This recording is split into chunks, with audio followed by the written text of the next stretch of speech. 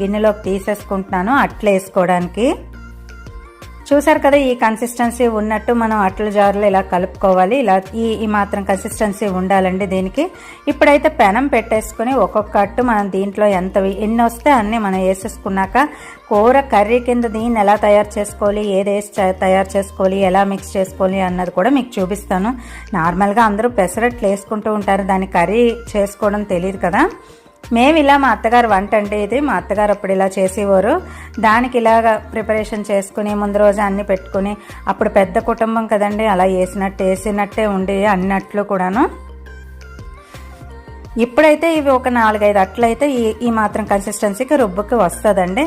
నేనైతే 1 కప్పుకి తక్కువే వేసాను పెసరపప్పు. నేను ఎప్పుడు పావుసేరు డొక్కు చూపిస్తూ ఉంటాను కదా, అలాగా.